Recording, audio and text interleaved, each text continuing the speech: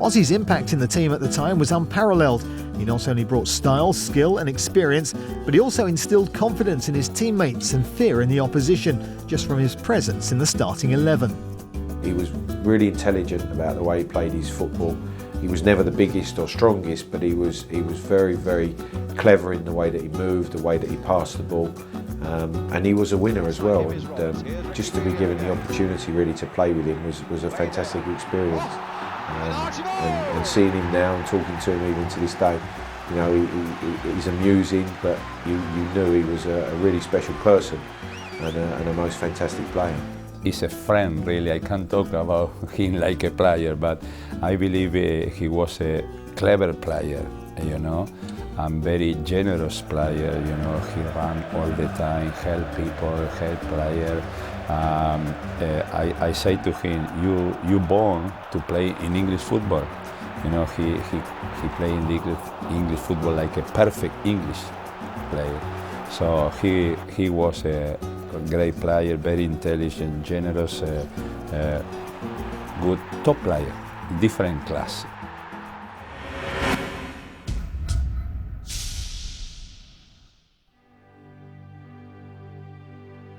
The greatest accolade that can be given to Ron Burgess is what Bill Nicholson thought of him as a player. Bill Nick will tell you was the greatest player ever to play for Tottenham. The most important and perhaps the best was Ron Burgess, because Ron, prior to Arthur Rowe coming to the club, was always a player to want to run with the ball or to spend time on the ball and do things on the ball. And we never thought that Arthur, with his new system, would get Ron Burgess to be a good push and run player. But of course he was a brilliant player, was Ron Burgess. The Blanchflower and the Mackay of the 60s was the Nicholson and Burgess of the early 50s. Bill Nick was a thoroughly wholehearted player, as you'd expect from a Yorkshireman. Gritty, very determined, and so on and so forth. And probably he was the less attacking minded in what was a really interesting team. But I could understand why Bill Nicholson's views of the great players that he played with and managed would remember Ron Burgess particularly, because at the time he was a wonderful player. We would pick first name on the paper, and he said, "Who?" I said, "Dave Mackay." He said, "No, Ron Burgess." Must have been some player. I played with Ron in the World team as well, you know, yeah. But he was about 35, 36, and Bill swore that he was the number one. Because that particular time the war spoiled him for 7 years, and then the war, 39 to 45, 46, and then they had a good run. They won the second and first division in succession, didn't they? Ron Burgess knew what it was like to work down a mine. Came as a Swansea boy, or just outside Swansea, a South Walian, should we put it that way. He was originally an inside forward and loved to attack. And when he came to Tottenham, I mean, he was known as, I would say, to make a comparison, the sort of Brian Robson of his time, a player with a huge engine who seemed to manage to be everywhere all the time. Didn't quite succeed in that because he loved to have the attacking run. The inside forward of the time stayed with him. He was an attacking midfield player. And I think his role as Spurs developed into the side that Arthur Rowe wanted. A very exuberant player, which was really at once his strength and his weakness. He was the titular captain of the push and run team, Arthur Rowe's team.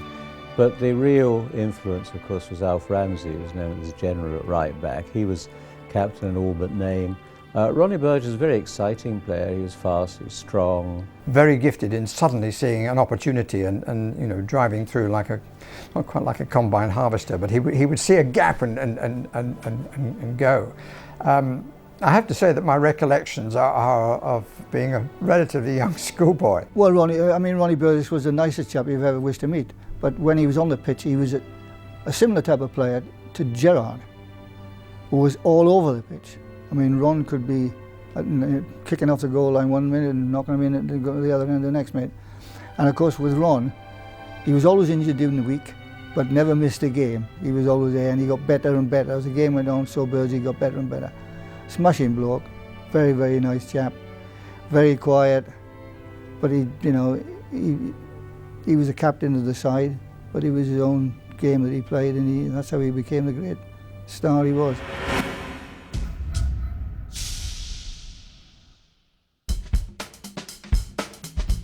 When it comes to playing games for Spurs, Steve Perryman broke all the records, with an incredible and likely unbeatable 854 games spanning 3 decades. He made his debut at the tender age of 17 and was captain of the club by the time he was 20. He was Spurs through and through. In the early years with Stevie, I mean, you could always see that he was going to be a great player for the club. And as you say, when you look back at all the years he's been here, all the times he's played, one of those great little players that got stuck in midfield, but you want the ball winner. And was a great little captain, led by example. Great little player. Well, Steve was only a baby when I came in. I think he was about 18 or 17, but he didn't care. He would go in against, the hardest guys you ever know, Johnny Giles, Billy Bremner, those type. He wouldn't care a monkeys about, upsetting them. I think he would like to upset them. And no matter what team he played against, being only a youngster, he just gave, his aggressiveness and his 120%. He was a real good player, and he kind of was a foil for me as well, because I didn't tackle him aggressive like that. I was more a ball player, and we had Alan Mullery on the other side, so you had Alan Mullery and Stevie in the middle and me on the left-hand side. As a player, Steve won the UEFA Cup and 2 League Cups, and as captain he lifted the FA Cup twice, making him one of the club's most successful captains and players. I've been very, very fortunate to play with some wonderful players, and for many different reasons. But I'd put Stevie Perryman up there with everyone. I think he was he was the best captain I've ever played under. Very unselfish man, very unselfish captain on the pitch and off the pitch, was a prime example, and a very, very good player as well. Underrated in many ways. As Knowles takes another corner for Tottenham, it's a deeper one this time towards Mike England. Perryman in there! And what a good goal it is! Stevie Perryman, a brilliant goal for Tottenham.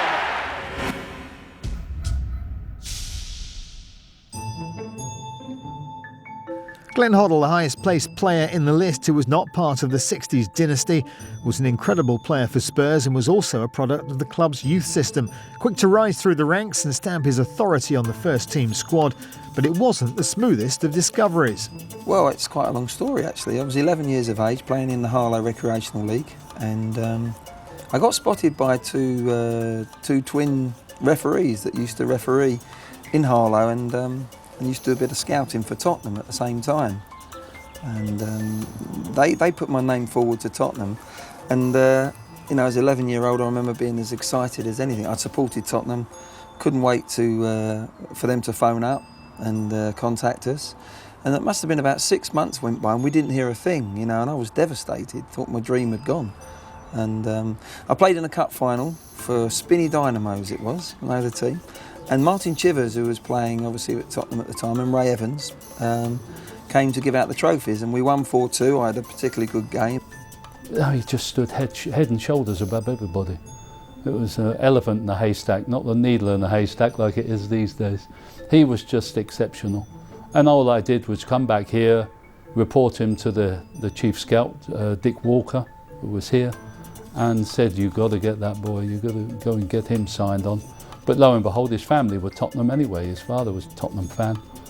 And he came down there probably a bit quicker than he thought. And what a fantastic player he turned out to be. My first, full debut was away